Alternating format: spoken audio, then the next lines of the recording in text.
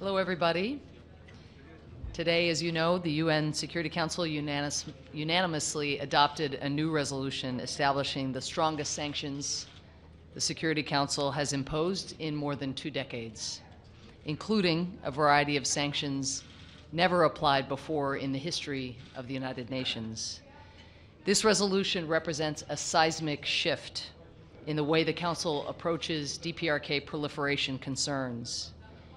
It recognizes at its core that in order to prevent the DPRK from continuing to advance its nuclear weapons program, the international community has to be prepared to sanction sectors beyond those directly related to the nuclear weapons program or their ballistic missile program. Let me be clear, though, as you all know, the true measure of Resolution 2270 will be whether the rigor with which states implement these sanctions matches the rigor we can anticipate the DPRK will apply to attempting to evade them. That's what they do. While this resolution adopted today is robust, comprehensive, and unyielding, to be effective, it must be followed with robust, comprehensive, and unyielding enforcement. It will be up to all member states, including my colleagues here, Japan and South Korea, but also importantly, China and Russia, who agreed to the measures imposed today, to implement fully the provisions of this groundbreaking resolution. I would note also the record number of co-sponsors of today's resolution, 50. That is more than 3 times more than any other resolution in response to DPRK's nuclear tests. This is a strong indicator of the international support for action of this robust kind, the action that the Council has taken today. Finally, and this was a point that many Council members stressed, and again, my colleagues I know have stressed and a sentiment they share, this resolution recognizes the chronic suffering of the North Korean people. And they recognize that that suffering is a direct result of the DPRK's prioritization of its nuclear weapons and ballistic missile programs over providing for the most basic needs of the North Korean people. And I credit Ambassador Oh for speaking so movingly to that in the end of his statement in the Council. It is noteworthy that the Council took in this resolution the unprecedented step of expressing deep concern at the, quote, grave hardship that the DPRK people are subjected to, end quote. So this is the Council taking note of what the DPRK people are going through in an unprecedented way. At the same time, in closing, this resolution is a powerful demonstration of the international community's commitment to end North Korea's nuclear program and advance our shared and fundamental objective of complete, verifiable, and irreversible denuclearization once and for all. I thank you.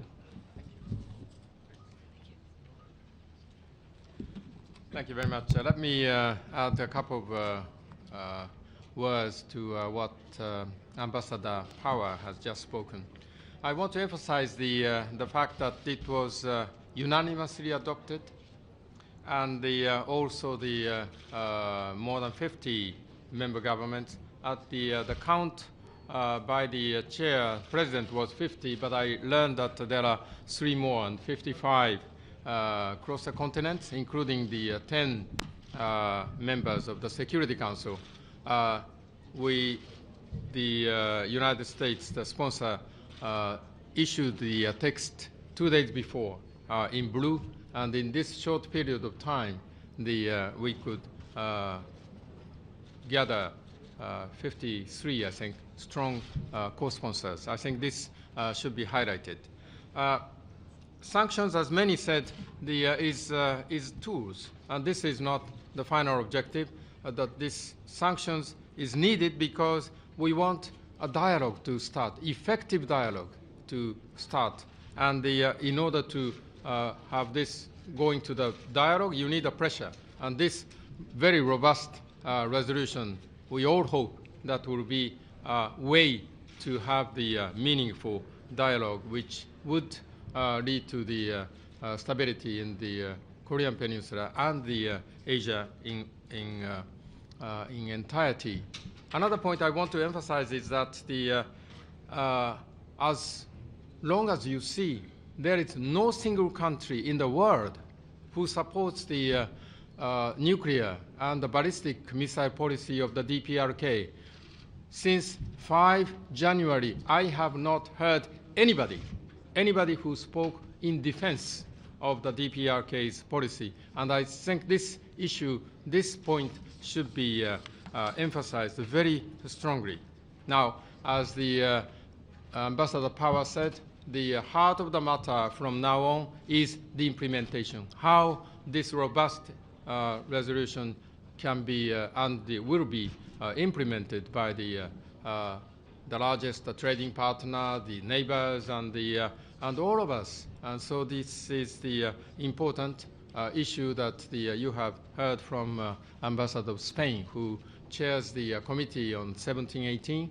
This committee should be mobilized to monitor very well how the implementations are being carried out in the future. Now, finally, I also want to take this the point that Ambassador Power made. This is the concern on the ordinary citizens of the DPRK.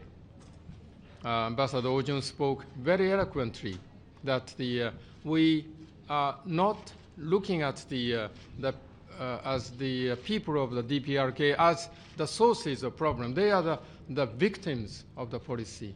And this applies not only to the nuclear policy, but also this humanitarian and human rights situation. The nuclear and ballistic missile policy are carried out at the expense of the welfare of the people in the DPRK. So we welcome that the resolution contains very strong emphasis on humanitarian and human rights concerns, which include the abductions issue, which is one of Japan's most important outstanding concerns with the DPRK. I thank you very much.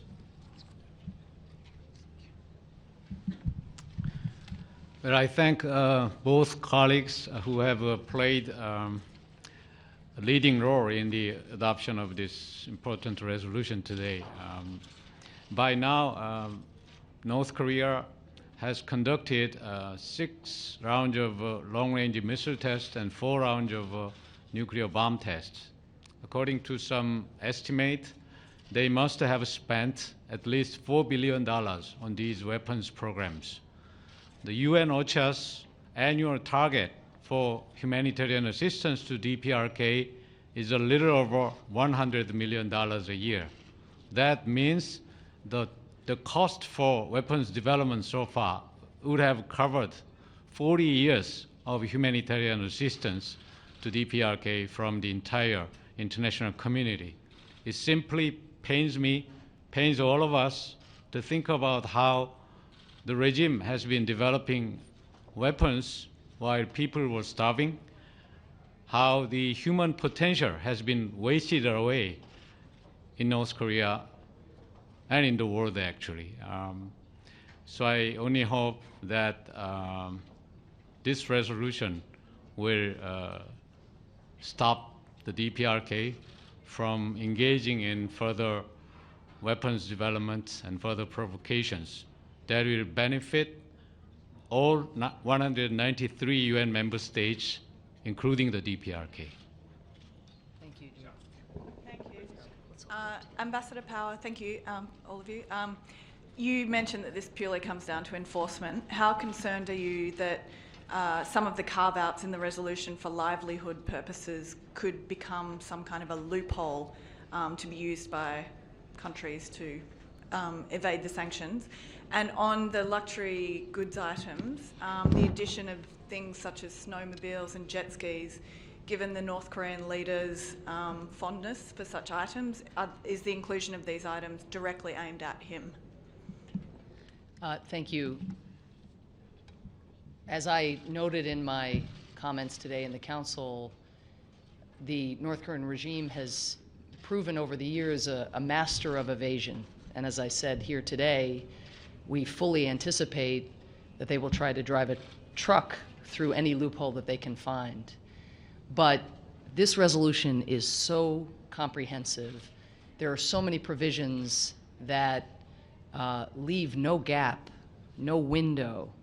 The ban on aviation fuel is a ban on aviation fuel, which includes rocket fuel.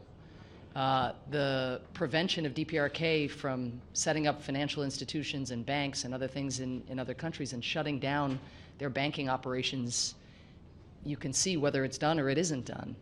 The requirement that all cargo be inspected going in and out, there's no loophole in that. That's a requirement. Land, sea, air. So sure, there are provisions for livelihoods. There should be provisions for livelihoods because, as all of us have underscored, nobody is suffering more than the people of the DPRK from this regime and from this regime's single-minded, relentless, and reckless pursuit of these weapons at the expense of the welfare of their own people. In terms of the goods in the luxury goods annex, perhaps Ambassador O wants to speak to this as well, but like everything in the resolution, it is aimed at impeding the delivery and the inflow of things that either actually directly benefit the program, technology, know-how, money, or that benefit a regime that is recklessly pursuing a program. And that is why we focused on items that were not used by ordinary North Koreans who would have no access to anything on that list, but focused on what the ruling elites seem to prioritize over their own people.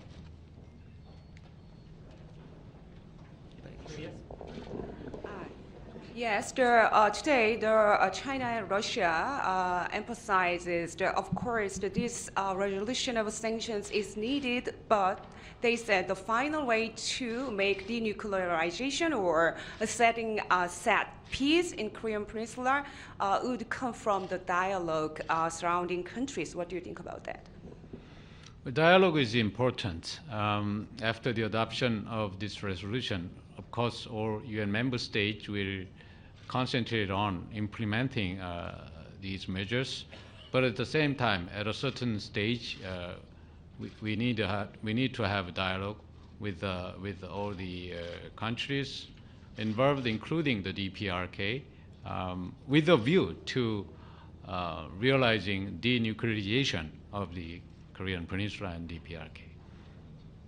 Yeah, I would just add that the obstacle to dialogue has not been the countries that are before you here today, or Russia or China. The obstacles to dialogue have been a regime that refuses to commit to a negotiation aimed at credible denuclearization. So I think that the resolution makes very clear our collective and respective eagerness even to see a resumption of the six-party talks, but around credible, verifiable denuclearization. Thank you. Ambassador Powell, during the session, China clearly opposed deployment of anti-missile system third on Korean Peninsula. And Russia also expressed their concern too. And what is your take on it? Do you stick to the deployment? Thank you. Yes, I noted the comments of the Chinese and the Russian ambassadors. China has, from the beginning, when we announced that we were going to begin consultations, has made very clear its concerns. This is a defensive, it's a consultation around a defensive system. That is what we are in the midst of, and those consultations have gotten underway. I think what's really important is that everyone on the council today voted with their feet as well as their arms. They voted for this unprecedented sanctions resolution because they see the acute threat posed by the actions of North Korea, posed by the regime. And so the reason that we have moved forward with consultations on this system is because of that acute threat. I want to add, this is between the United States and the Republic of Korea to discuss, certainly. But from the Japanese viewpoint, Republic of Korea is the neighbor with which we have the strongest the strategic values, and Japan welcomes the collaboration in the military between the United States and Republic of Korea would enhance the stability of the region. So we are welcoming this movement. Thank you. Thank you. Hey, how about the co-mid rep that was dropped? Co-mid representative that was dropped in the annex. Was it a mistake?